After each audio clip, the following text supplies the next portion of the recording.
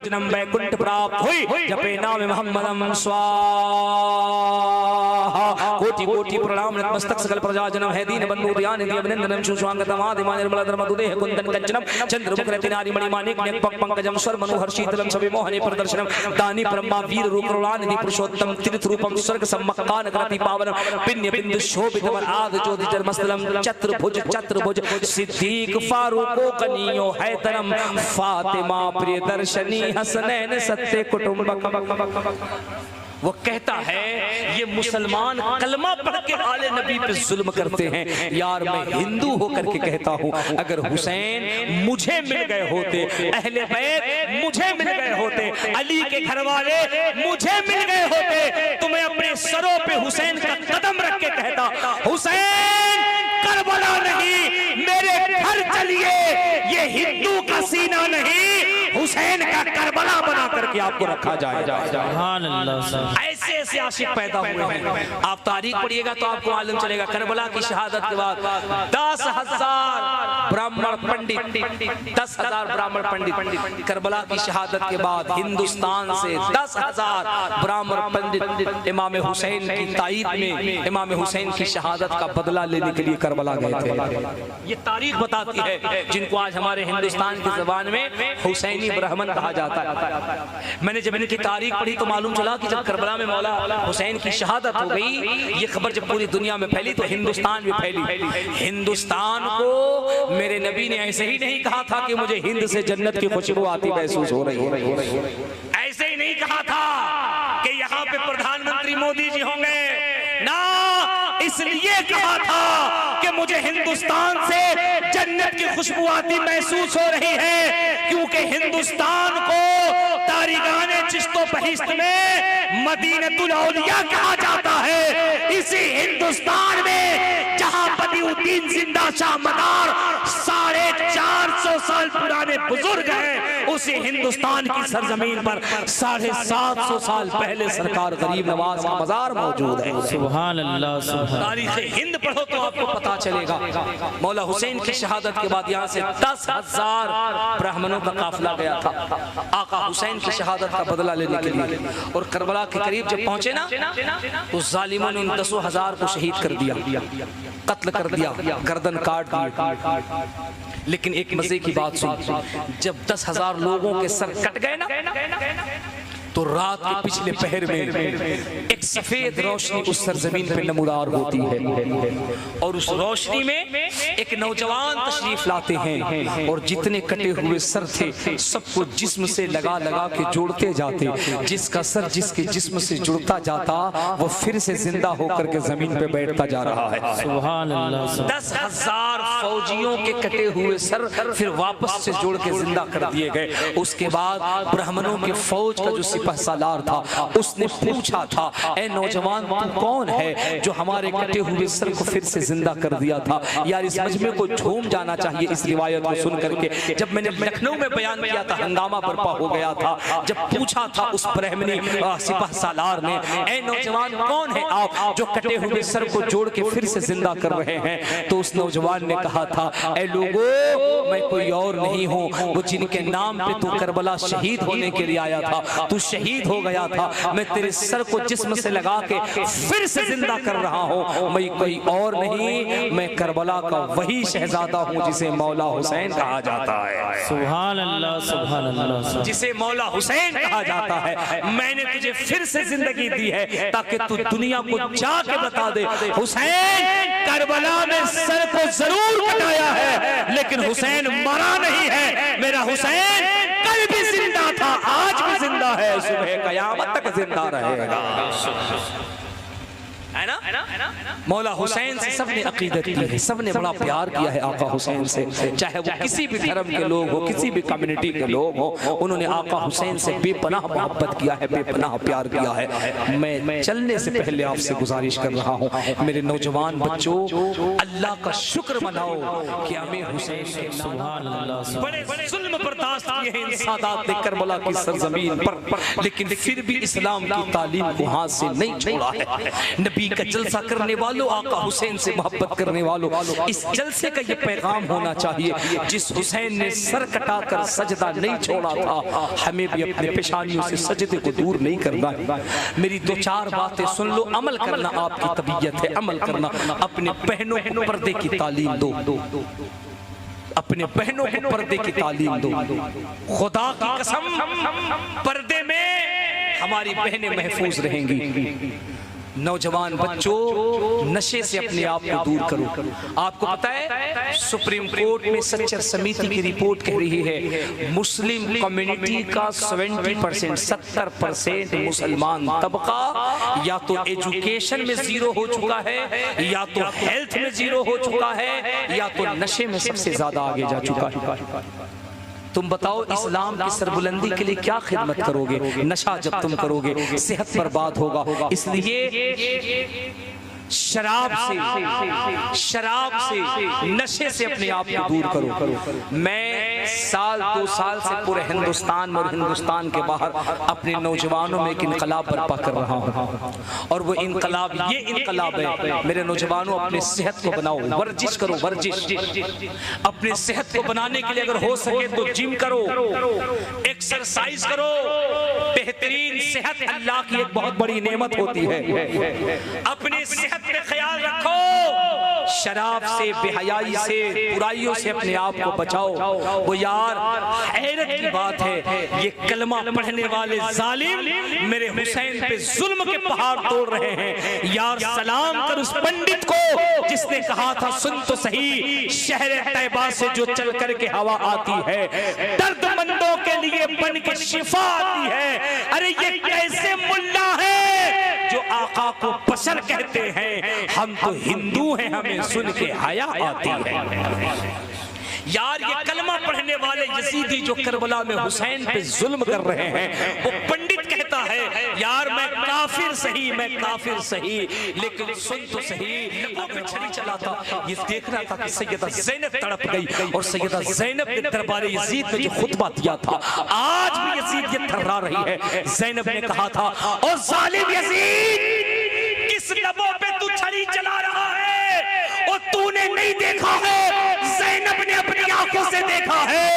मोहसिन इंसानियत पैगंबर आज़म रसूल अकरम का जब दिल बेचैन होता था तो अपने दिल को तसल्ली देने के लिए मेरे नाना मोहम्मद रसूलुल्लाह हुसैन के इन्हीं लबों को बोसा दिया करते थे, इन्हीं लबों को बोसा दिया करते थे।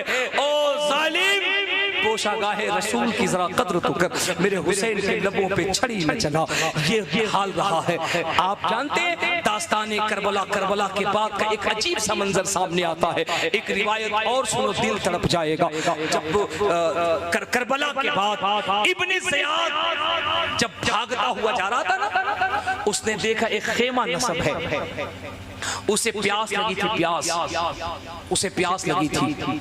उसने देखा एक खेमा नस्ब है, वो घोड़े दौड़ा के उस खेमे के करीब गया। जाने के बाद घोड़े से नीचे उतरा, खेमे के अंदर दाखिल हो गया। नौजवान तवज्जो से सुनो, खेमे के अंदर दाखिल हुआ, देखा कि एक नौजवान शख्स है जो जमीन पे बैठ के सर को नीचे किए हुए कुरान पाक की तिलावत कर रहा है, कुरान मुकद्दस की तिलावत कर रहा है। इब्ने ज़ियाद ने कहा, ओ अल्लाह के बंदे, मैं प्यासा हूं, मुझे पानी पिला दे। इतना सुनना था, वो नौजवान कुरान मुकद्दस को बंद करता है, खड़ा होता है, जाता है खेमे के अंदर मशकीज़ा होता है, प्याले में पानी डालता है, सर को नीचे किए हुए पानी लाता है और पानी ला करके उस जालिम को देता है। इब्ने ज़ियाद ने जब पानी पिया ना, और जैसे ही उसने पानी अपने होठों पे लगाया, वो कांप गया देख करके। प्याले के अंदर, पानी के अंदर उसने अक्स क्या देखा, ये पानी पिलाने वाला कोई और नहीं, ये मौला हुसैन का बीमार बेटा आबिद है, जिसे इमाम ज़ैनुल आबिदीन कहा जाता है। लेकिन प्यास लगी थी, उसने पानी पी लिया। उसने कहा फिर मुझे दूसरा प्याला पानी का दे दो। हज़रत इमाम ज़ैनुल आबिदीन फिर प्याला देते हैं, और प्याला लेके जाते हैं, फिर उसे पानी ढाल के देते हैं, फिर उसे पानी पिलाते हैं। जब 3 मरतबा पानी पी चुका, इब्ने ज़ियाद ने फिर कहा था, क्यों पानी पिलाने वाले, तू मुझे पहचानता नहीं है? खुदा की कसम इतना कहना था। मौला इमाम ज़ैनुल आबिदीन की आंखें सावन भादों की तरह बरसने लगी, झरझर आंखों से मोतियों के कतरे गिरने लगे। याद होते हुए मेरे इमाम ने फरमाया था, ओ जालिम, ये कहते हो कि मैंने तुझे पहचाना नहीं, तुझे कौन नहीं पहचानता? मैं नहीं पहचानूंगा यतीम कर दिया है, मैं नहीं पहचानूंगा। मेरे आंखों के सामने मेरे असगर के हुल्कों पे तीर चलवाए थे, मैं नहीं पहचानूंगा। मेरे 18 साल के भाई अकबर के जिस्म पे घोड़े दौड़ाए थे, मैं नहीं पहचानूंगा। मेरे चचा अब्बास का बाजू काट दिया गया था, मैं नहीं पहचानूंगा। मेरी बहनों को ऊंट के कुहाने पे बांध के दरबार यजीद ले जाया गया था, मैं नहीं पहचानूंगा। मेरे बाबा हुसैन का गला शहीद कर दिया गया था, मैं नहीं पहचानूंगा। मैं तो मुझे अच्छे से पहचानता हूँ। कहा पहचानते हो फिर भी पानी पिलाते हो? जो मुझे प्यासे को पानी पिला रहा है, मुझे भूखे को खाना खिला रहा है, मुझे कपड़े दे रहा है। उसकी खादिमा ने कहा वो मेरी मालकन कोठे पे बैठी है। सैयदा ने कहा जरा अपनी मालकन को बुला दो। वो खादिमा दौड़ के जाती कहती मालकन उन्होंने आपको बुलाया है, अब दिल पे हाथ रख करके सुनना। वो मालकन दौड़ के आती है। सैयदा ज़ैनब कहती हैं जहां मुझ पे जुल्म किया जा रहा है, मेरे घर वालों पे जुल्म किया जा रहा है, तुम कौन हो जो मुझ पे इतनी शफकत कर रही हो, इतनी मेहरबानी कर रही हो? उस औरत ने कहा था ए बीबी ए खातून सुनो, मुझे नहीं मालूम कि तुम कौन हो, मुझे नहीं पता तुम कौन हो। वो दरबारे यजीद से दमिश्क में ऐलान किया जा रहा है कुछ हुकूमत के बागी हैं जिन्हें कत्ल कर दिया गया है, कत्ल करके दरबारे यजीद में लाया जा रहा है। उसने कहा फिर तुम मुझे पानी क्यों पिला रही हो? कहा पानी इसलिए पिला रही हूँ कि जब मैं जवान थी तो मैं मदीने में थी, सैयदा फातिमा के घर में उनकी नौकरानी हुआ करती थी। जैसे ही सैयदा फातिमा का नाम सुनना था ना, सैयदा ज़ैनब तड़प जाती है, यार इस अजनबी मुल्क में कोई मेरे माँ का नाम ले रहा है। कहा सैयदा फातिमा की मैं कनीज थी जब जवान थी मदीने में। कहा फिर मुझे पानी क्यों पिला रही हो? कहा सैयदा फातिमा की मैंने पूरी जिंदगी खिदमत की, जब मैं बूढ़ी हो गई और वापस जब मैं दमिश्क जाने लगी तो मैंने मखदूम कायनात सैयदा फातिमा से कहा था सैयदा मैं तो दमिश्क जा रही हूँ, मुझे कोई नसीहत कर दीजिए, कोई पैगाम दे दीजिए। वो बूढ़ी औरत कहती है सैयदा फातिमा ने मुझे नसीहत की थी, कहा था बीवी अगर तुम्हारे मुल्क से तुम्हारे शहर से कभी कोई लूटा हुआ काफिला मजलूम का जाए तो उन्हें पानी जरूर पिलाना, उन्हें खाना जरूर खिला देना। उन्हें पानी जरूर पिलाना, उन्हें खाना जरूर खिला देना, उन्हें कुछ कपड़े दे देना। बीबी मुझे मालूम नहीं तुम कौन हो, लेकिन मैं अपनी मखदूमा की बात पे अमल कर रही हूँ। मुझे मालूम चला कि लूटा हुआ काफिला आ रहा है, मैंने आपको पानी पिला दिया, खाना खिला दिया है। अल्लाह अकबर, अल्लाह अकबर। सैयदा ज़ैनब कहती हैं कुछ और भी बातें याद है तुझे फातिमा के घर की? कहा तुझे फातिमा के घर की कुछ और बातें याद है? इतना कहना तब वो बुढ़िया रोते हुए कहती हाँ मुझे फातिमा के घर की कुछ बातें याद है। कहा बता तो सही, फातिमा की घर की बातें बता ताकि मेरा दिल तो पहले। कहा इस बात से तेरा क्या ताल्लुक? कहा ये तो मैं बाद में बताती, पहले बता तो सही फातिमा के घर की बात बता। कहा फातिमा के घर की बात तो ये थी जब मैं जवान थी और सैयदा फातिमा और अली के घर में जब मैं खातिमा थी तो उस घर के अंदर दो नन्हे नन्हे बच्चे आंगन में खेला करते थे, जिनका चेहरा इतना खूबसूरत था जैसे लगता था आसमान का चांद फातिमा के घर में उतर के उन बच्चों के चेहरे की बलाएं ले रहा है। सुभान अल्लाह। कहा उस घर के अंदर एक छोटी सी बच्ची भी थी जिसका ज़ैनब नाम था, बड़ी हसीन और जमील बच्ची थी, के चेहरों पे न पड़ने पाए। नारे तकबीर, नारे तकबीर, नारे रिसालत, नारे रिसालत, जश्ने फैजाने करबो बला, जश्ने फैजाने करबो बला, नारे तकबीर, नारे रिसालत। अल्लाहु अकबर, अल्लाहु अकबर। सोचो तो सही यार, उस हालत में भी सैयदा ने पर्दा नहीं छोड़ा है, पर्दा नहीं छोड़ा। खुदा के बंदो जरा दिल पे हाथ रख करके सोचो, हमारी बहनें जब बेपर्दा मज़ारों पे जाती हैं, गाजी पाक का मज़ार जब बहराइच में लगे, कि छौछा शरीफ का उर्स जब के छौछा मुकद्दसा में लगे, अजमेर का उर्स जब लगे, वो दिल पे हाथ रख के बता तो सही ये मुस्लिम औरतें जो बेपर्दा हो करके और तरह तरह की खुशबुएं और श्रृंगार करके जब ये मज़ारों पे जाती हैं और ये बेपर्दा बेहया हो करके जब उर्सों में तमाशे करती है, तुम दिल पे हाथ रख करके बताओ एक अच्छा एक शरीफ इंसान क्या इस बात की इजाजत देता है कि मुस्लिम औरतें मुस्लिम खवातीन बेपर्दा हो करके घूमे? यार ये तुम्हें किसने बता दिया है? और तुम्हारी गैरत कहाँ चली गई है? तुम्हारी हया कहाँ चली गई है? अपनी बच्ची बच्चियों अपनी बहनों को बेपर्दा करके मज़ारों पे उर्स के नाम पे भेजते हो, जुलूसों में भेजते हो, याद रखो ये मुस्लिम औरतें बेपर्दा करने की चीज नहीं है। तुम कहते होगे मौलाना हम अपनी औरतों को पर्दे में क्यों रखें, मैं कहूंगा अपनी बच्चियों को पर्दे में रख के देखो। वो एक बच्ची जो कर्नाटका में मुस्कान थी, जिसने हालत पर्दा में अल्लाह अकबर का नारा लगाया था, अल्लाह ने उसे ऐसा मकाम अता किया था, उसने जालिमों के सामने अल्लाह अकबर का नारा लगाया था, उसे फ्री वीजा दे करके सऊदी गवर्नमेंट ने 2023 में मक्के मदीने के हज के लिए बुलाया था। मुस्कान ने पर्दे में हिजाब में अल्लाह अकबर का नारा लगाया। ऐसा लगता था 1000 भेड़ियों की जमात में सैयदा फातिमा की कनीज ललकार रही हो। और फिर वो मदीने वाले की बारगाह में कैसे मकबूल हुई, इतना मकबूल हुई, इतना मकबूल हुई, सऊदी गवर्नमेंट ने उसे फ्री वीजे के साथ उसके वालिद को मदीने शरीफ बुलाया। और जब वो मदीने शरीफ पहुंची ना, वहां के उलमा ने उसे, लेकिन इब्ने ज़ियाद से रौब और खौफ और तबदबे का आलम ये था कि हजरत मुस्लिम बिन अकील जब फजर की नमाज पढ़ाने के लिए कूफे की जामे मस्जिद में गए तो मुसल्ले पर सिर्फ मुस्लिम बिन अकील थे और मुसल्ले के पीछे सिर्फ उनके 2 बेटे थे, हजरत मोहम्मद और इब्राहिम।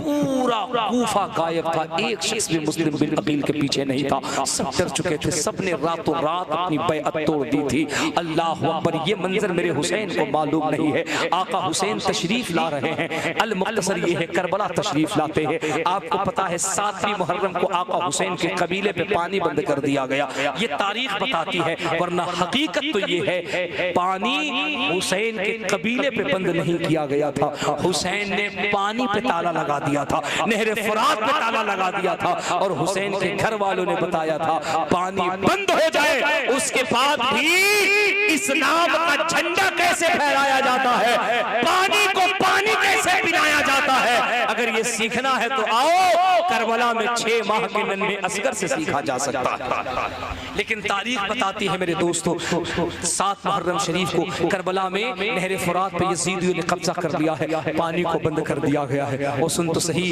9वीं मुहर्रम की रात में आका हुसैन ने अपने तमाम साथियों को बुलाया है, और साथियों को बुलाने के बाद कहा, सुनो मैं तुमसे इत्माम हुज्जत कर रहा हूँ, मैं तुम्हें आखिरी बार कह रहा हूँ, ये मामला हुसैन का है और मेरे नाना की शरीयत का है। मैंने बचपन में अपने नाना की गोद में बैठ के वादा किया था, या रसूल अल्लाह हुसैन का सर कट सकता है, शरीयत मुस्तफा से कभी सौदा नहीं हो सकता। आका मैं किसी शराबी जानी को अपना रहबर तस्लीम नहीं करूंगा। आज जरा सोचो तो सही यार, हम या हुसैन का नारा लगाते, हुसैन से मोहब्बत का दावा करते, हमारे लबों तक जब शराब के घूंट जाते होंगे, करबला के हुसैन को कितनी तकलीफ पहुंचती होगी।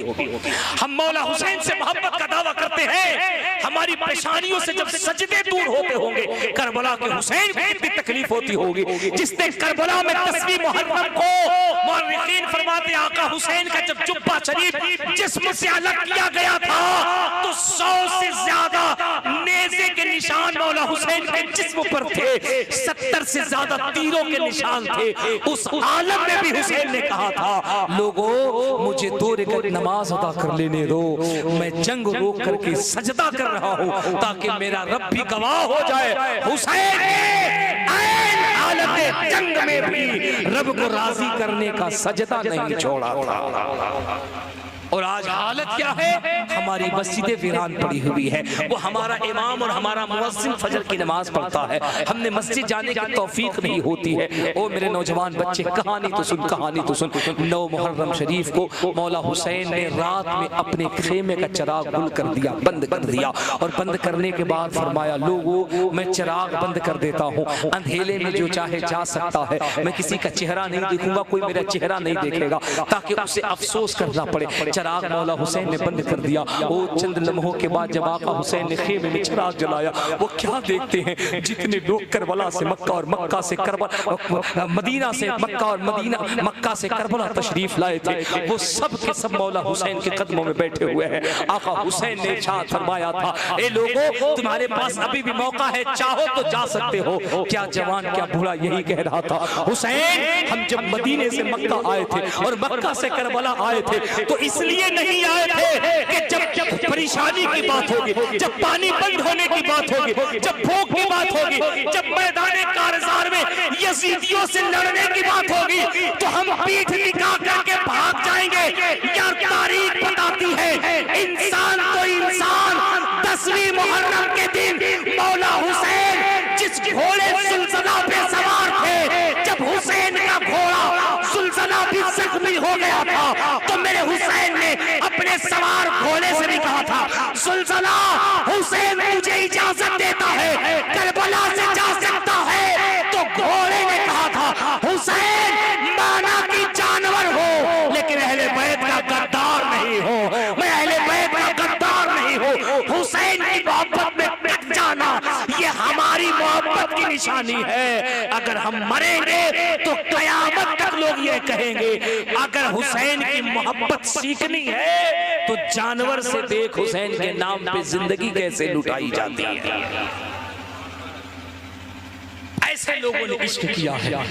10वीं मुहर्रम शरीफ के दिन जब करबला में जंग का आगाज हुआ, जानें कट रही हैं, असगर की शहादत हो रही है, इमाम अकबर की शहादत हो रही है, हजरत अब्बास का बाजू कट रहा है। जरा सोचो तो सही मुसलमानों, ए नौजवान बच्चों, इतनी अकीदत से जिक्र हुसैन सुन, जरा दिल पे हाथ रख के सोचो तो सही, किसके गर्दन पे छुरी चल रही है? वो जिसके गर्दन को मेरे तेरे नबी बोसा दिया करते थे। सुभान अल्लाह, सुभान अल्लाह। यार वो जालिम किस पे पानी बंद कर रहे हैं? अल्लाह ने जिसके इख्तियार में हौज़े कौसर का जाम रखा हुआ है। यार जालिमों ने जुल्म की इंतहा कर दी। मेरे हुसैन जब आखिर में घोड़े पे सवार होकर के मैदान रन की तरफ बढ़े हैं और आका हुसैन जब अपने घोड़े पे बैठ करके एड़ लगाते हैं घोड़े को, घोड़ा है कि बढ़ने का नाम नहीं लेता, कदम आगे नहीं बढ़ाता। आका हुसैन ने अपने घोड़े जुल्ज़ला के सर पे हाथ रखा और रख के इरशाद फरमाया, जुल्ज़ला करबला में क्या तू भी साथ छोड़ देगा? करबला में क्या तू भी साथ छोड़ देगा हुसैन का? खुदा की कसम, ज़बान हाल से उस बेज़ुबान जानवर ने कहा था, हुसैन मैं जान कैसे छोड़ सकता हूँ, मैं साथ कैसे छोड़ सकता हूँ? मैं मदीने से मक्का और मक्का से करबला आपके साथ आया था, मैं आपसे वादा खिलाफी कैसे कर सकता हूँ, मैं बेवफाई कैसे कर सकता हूँ? मेरे हुसैन ने कहा, जुल्ज़ला फिर आगे बढ़ता क्यों नहीं है? गोया कि उस घोड़े ने ज़ुबान हाल से कहा था, सैयदी आगे कैसे बढ़ूं? अगर कदम आगे बढ़ाया तो मेरे कदमों की टाप पे आपकी बेटी सकीना आ जाएगी। आका जरा नीचे तो निगाह करके देखिए, ओ सरकार जरा नीचे तो निगाह करके देखिए, आपकी बेटी सकीना ने अपने हाथों से मेरे पैरों को पकड़ रखा है, वो मुझे आगे बढ़ने नहीं देती है। जब सैयद ने नीचे पलट करके देखा है, इमाम हुसैन ने जब नीचे पलट के देखा, क्या देखते हैं? वो खेमे के दरवाजे पे सैयदा सकीना है जो घोड़े के पैर को पकड़े हुई है और जोर से पकड़े हुई है। आका हुसैन तशरीफ लाते हैं। यार बेटी है ना, ये बाप है, दिल कैसा तड़पता होगा। मेरे हुसैन ने बच्ची को कलेजे से लगाया, कहा सकीना घोड़े को क्यों पकड़ रखा है? सैयदा सकीना ने कहा, बाबा मुझे मालूम है आप जा रहे हो, आप दुश्मनों का नाम और निशान मिटा दोगे, यजीदों की कुछ दिन मिटा दोगे, आप यजीदियों को गाजल मूली की तरह काट दोगे, लेकिन ए बाबा इतना बता दो, अगर मैदान रन से पलट के वापिस न आए तो सकीना को वापिस नाना के रोजे पे मदीना को लेकर के जाएगा। ए बाबा उसी इमाम के हुजरे के अंदर मैयत की खाट भी रख देते हैं, उसी इमाम के हुजरे के अंदर गांव की जितने भी इख्तिलाफ, जितने भी बेबुनियादी चीज होते हैं, सबको इमाम के हुजरे के अंदर भरा गया है। एक जगह मैं जलसा करने गया था झारखंड के अंदर, मैं वक्त से पहले पहुंच गया, बड़ा थका हुआ था। मैंने इमाम साहब से कहा मैं आ रहा हूँ, मुझे आराम करने की जगह मिल जाएगी। उन्होंने कहा हजरत तशरीफ लाइए, जगह मिल जाएगी। मैं पहुंचा, कमेटी वालों ने कहा हजरत मस्जिद में बेहतरीन इंतजाम है, जाकर के आराम कीजिए। कारी साहब किबला, जब मैं इमाम साहब के हुजरे में गया तो मैं देख रहा हूँ एक सिंगल चारपाई है जिसपे वो बेचारा इमाम बैठा हुआ है, बगल के अंदर एक खाट रखा हुआ है जिसपे मुर्दे को ले जाया जाता है। मैंने कहा इमाम साहब ये क्या है? बोले हजरत अब आप आ गए हैं, दूसरी कोई जगह है नहीं, चारपाई पे आप सो जाइए, खाट पे हम सो जाते हैं, या तो खाट पे आप सो जाइए, चारपाई पे हम सो जाते हैं। हमने कहा या अल्लाह, ये जिसपे मुर्दे को धुआया जाता है उस पे इमाम को सुलाया जा रहा है, इसे मुस्कुरा के सुनो, लेकिन ये हकीकत है, देख लो, हो न हो तुम्हारी मस्जिदों में न होता हो, लेकिन हम क्या देखते, इमाम के हुजरे में ताजिया रखा जा रहा है, इमाम के हुजरे में जनाजे का खाट रखा जा रहा है। अबे अल्लाह के बंदे, वो तेरे इमाम का हुजरा है, कोई गोदाम नहीं है, कोई गोदाम गुलामदही है, वो तेरे इमाम का हुजरा है। हम क्यों समझते हैं कि इमाम की कोई इज्जत नहीं होती है, इमाम की कोई वैल्यू नहीं होती है? ये 4-5-6 हजार रुपए पे लोग जिंदगी गुजारते हैं, क्या इनकी वैल्यू हो, क्या वकार है? वो खुदा की कसम, अल्लाह की इज्जत की कसम, इनका तो करोड़ों शुक्र एहसान मान, ये 5-6 हजार रुपए में भी ये मसलक व मजहब का काम कर रहे हैं, वरना तू जिन्हें हकीर समझ रहा है, अल्लाह ने इनका मकाम इतना बुलंद किया है। जब ये किसी कब्रिस्तान से गुजरते हैं तो किसी प्राइम मिनिस्टर के लिए, किसी चीफ मिनिस्टर के लिए ये हुक्म नहीं आया है कि ये कब्रिस्तान से गुजरे तो रास्ता खुशबूदार होगा, लेकिन मेरा नबी फरमाता है अगर कोई बामल आलिम दीन या हाफिज़े कुरान अगर किसी कब्रिस्तान से गुजर जाए तो अल्लाह उसके कदमों की बरकत से कब्रिस्तान से 40 दिन तक अजाब को दूर फरमा देता है। सुभान अल्लाह, सुभान अल्लाह। इज्जत करना सीखो अपने उलमा की, एहतराम करना सीखो अपने उलमा का, उलमा की इज्जत करो, बेहतरीन कपड़े पहनाओ, अच्छे खाना खिलाओ, बेहतरीन घरों में रखो। नहीं मालूम तुम्हें ये लगता होगा ये तुम्हारे मस्जिद का इमाम है, तुम्हें ये लगता होगा ये तुम्हारे मदरसे का मुअल्लिम है, तुम्हें ये लगता होगा ये तुम्हारे गांव का इमाम है। तुम जब तारीख पढ़ोगे दुनिया की तो पता चलेगा तुम्हारा आलिम, तुम्हारा इमाम जब बेहतरीन लिबास में जुब्बा और अमामा और टोपी और अपने लिबास में आलिमाना शान शौकत में तुम्हारा आलिम जब जमीन पे चलता है ना, ये दुनिया की जो दिगर कौमें हैं, बौद्ध, सनातन, सारस्वत, क्रिश्चियन, यहूदी, ईसाई, ये सनातन, ये हिंदू, जितने भी धर्म के लोग हैं, जब तुम्हारे आलिम को इस अंदाज में चलते हुए देखते हैं तो ये यही फैसला करते हैं यार जब उम्मत का इमाम आलिम इतना खूबसूरत है तो इसका नबी मोहम्मद रसूलुल्लाह कितना खूबसूरत होगा। सुभान अल्लाह। इसलिए अपने उलमा का एहतराम करो, अपने उलमा की इज्जत करो। और चलने से पहले मैं गुजारिश करूंगा मेरे बच्चों, नमाज की पाबंदी करो। इसमें कोई शक नहीं कि आप हुसैन से मोहब्बत करते हो। अगर हुसैन से मोहब्बत नहीं होती तो ये इतने सारे लोग जो अकीदत से 2 घंटे तक फकीर का बयान इतना दिल लगा करके आका हुसैन, आप जानते हैं मेरे आधे घंटे की तकरीर में आपने खूब सुभान अल्लाह कहा, मचल मचल गया, मैंने बुलवाया, लेकिन 1.5 घंटे की तकरीर में मैंने एक मरतबा भी कहा कि कहो सुभान अल्लाह नहीं। क्यों? क्योंकि मैं शहादत बयान कर रहा हूँ और शहादत जब बयान की जाती है ना तो संजीदा होकर के, और जितनी अच्छी गुफ्तगू आपने जिक्र शुहदाए करबला की सुनी आपने, कारी साहब किबला ने जब कहा था कि हजरत बादे करबला बयान कीजिएगा तो मैंने सोचा यार ये क्या कह रहे हैं, ये बादे करबला या तो लखनऊ वालों को सुनाया जाता है या तो गुजरात वालों को सुनाया जाता है या तो बंबई और कलकत्ता के मुसलमानों को सुनाया जाता है, क्योंकि वहाँ की समातें बड़ी हाई फाई होती है। ये किसको कह रहे हैं बादे करबला सुनाने के लिए? हमारे बलरामपुर, गोंडा, शरावस्ती में तो इधर तो ऐसी तकरीर होनी चाहिए कि बस 1 मिनट में आदमी को जन्नत पहुंचा दिया। नहीं, वो धुआंधार तकरीर हो या मारधाड़ एक्शन से भरपूर कि पब्लिक सुभान अल्लाह क्या जबरदस्त तकरीर हुई। सुबह को सेक्रेटरी साहब पूछे क्या तकरीर हुई जी, ये तो पता ही नहीं था, लेकिन क्या मौलाना ने बोला, कुर्सी हिला दिया, माइक हिला दिया, पब्लिक मचा रही थी। अरे बोला क्या, टाइट है, कुछ समझ में नहीं आया। मैंने कहा हजरत ये संजीदा गुफ्तगू कौन सुनेगा? हजरत ने कहा नहीं हजरत आप सुनाइए तो सही, आप यकीन जानो आपकी ये खूबसूरत समात है, ये संजीदा मिजाज, मैं सलाम करता हूँ और मैं यहाँ से तासुर लेकर के जा रहा हूँ। आप सिर्फ हंगामी गुफ्तगू ही पसंद नहीं करते हैं, संजीदगी से अगर अहले बैत का दर्द सुनाया जाए तो आप अहले दर का फकीर बनकर के हुसैन की तारीख को सुनते हुए नजर आते हैं। अल्लाह पाक आपकी समातों को सलामत रखे, इसमें कोई शक नहीं कि आप हुसैन के आशिक हैं, यकीनन आशिक हैं। इसीलिए आपने 1-1 रुपए जोड़ के इकट्ठे करके दिन रात मेहनत करके मेरे बच्चों आपने हुसैन के नाम का ये खूबसूरत जलसा किया।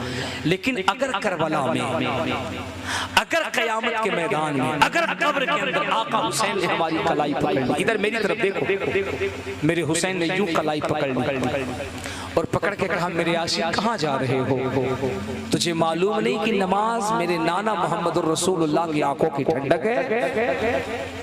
ओ नौजवान, मेरे इश्क मेरी मोहब्बत का दम भरने वाले, तुझे मालूम नहीं कि तेरे हुसैन ने तुझे जन्नत दिलाने के लिए, अल्लाह को राजी करने के लिए अपने गर्दन पे तलवार चलाए थे। मांगा हुसैन ने क्या था? इतना कि नमाज कभी मत छोड़ना क्योंकि मेरे नाना मोहम्मद रसूलुल्लाह को बड़ा पसंद है। ओ नौजवान मेरा आशिक बता, तूने मेरे नाना की आंखों की ठंडक पहुंचाने के लिए नमाज के सजदे लाए? वो दिल पे हाथ रख के बताओ अपने हुसैन को हम क्या जवाब देंगे? मौला हुसैन ने अगर पूछ दिया, वो चेहरे पे दाढ़ी रखना मेरे नाना की सुन्नत है, मेरी सुन्नत है। दुनिया को राजी करने के लिए इन चंद रोजा दुनिया के लिए तूने नाना की सुन्नत को अस्तूरा के हवाले कर दिया। बता तो सही, क्या यही तेरी वफादारी है? अल्लाह न करे मेरा नौजवान अगर कोई नशे का शिकार है, मेरे हुसैन ने अगर कहीं हाथ पकड़ के पूछ दिया, उस नशाखोर यजीद से मैंने अपना हाथ नहीं दिया ताकि सुबह कयामत तक नाना की उम्मत किसी नशेड़ी के हाथ में न चली जाए, किसी शराबी के हाथ में न चली जाए, किसी जुआरी के हाथ में न चली जाए। ओ मेरा आशिक, मैं जिस शराब से इतनी नफरत करता रहा, असगर को कुर्बान कर दिया लेकिन शराबी के करीब न गया, अकबर को कुर्बान कर दिया लेकिन शराबी के करीब न गया।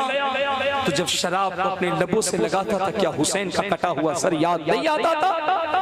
तू जुए के करीब जाके ताश के पत्तों को जब चलाता था, क्या तुझे तेरे हुसैन याद नहीं आते थे?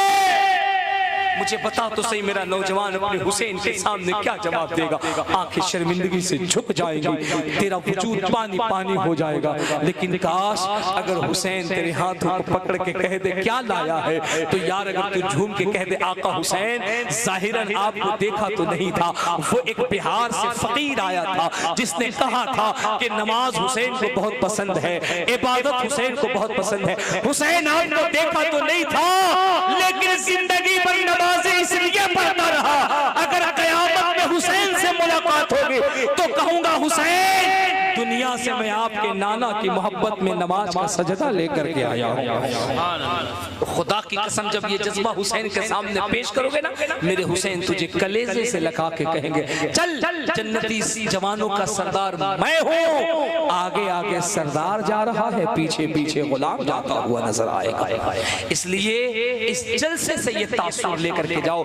जलसों की कामयाबी के लिए कोई जरूरी नहीं कि 10,000 का मजमा हो, हंगामा हो तो ही जलसा कामयाब होता है। चंद लोग हों दिल से सुने और नसीहत के कलिमात को दिल में जगह दें, वो जलसा कामयाब भी होता है और मकबूल भी होता है। यहाँ से अहद करके जाओ कि इंशाअल्लाह हम नमाजों की पाबंदी करेंगे। जोर से बोलो इंशाअल्लाह हम नमाजों की पाबंदी करेंगे। हम ताश जुआ शराब इन जैसे कबीरा गुनाहों के करीब हरगिज नहीं जाएंगे। मौला तबारक व तआला हमें आपको कहने से ज्यादा अमल की तौफीक रफीक अता फरमाए। ये शुहदाए करबला और शहादत करबला का मौजू था, इसलिए इसमें बहुत सारी वो बातें जो मैं सुनाना चाहता था, आप सुनना चाहते थे, वो रह गई हैं। इंशाअल्लाह किसी और मौके पर मुलाकात होगी तो फिर वो वलवला गुफ्तगू जिसके सुनने के आपको तमन्नी है इंशाअल्लाह सुनाया जाएगा। मौला हुसैन की शहादत जिंदाबाद, मुसलमानान आलम पाइंदाबाद। अस्तगफिरुल्लाह रब्बी मिन कुल्लि ज़ंब व अतूबु इलैह। मेरे साथ जरा जोर से कलमा पढ़ लीजिए, ला इलाहा इल्लल्लाहु मुहम्मदुर रसूलुल्लाह। बुलंद आवाज से कलमा पढ़िए, जोर से कलमा पढ़िए, ला इलाहा इल्लल्लाहु मुहम्मदुर रसूलुल्लाह सल्लल्लाहु अलैहि वसल्लम व मा अलैना इल्लल बलाग। अस्सलामु अलैकुम व रहमतुल्लाहि व बरकातुहू।